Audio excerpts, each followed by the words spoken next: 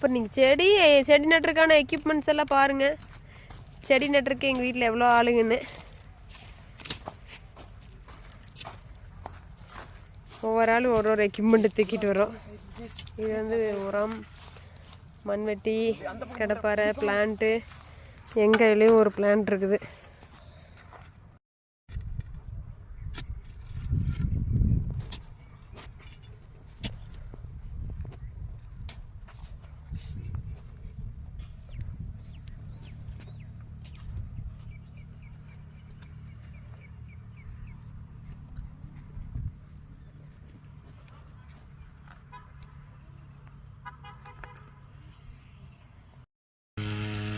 பாருங்க, ஒரு வழியாக செடி வச்சாச்சு. செம்ம வெயிலுங்க. இது வந்து புஷ் பெப்பர்.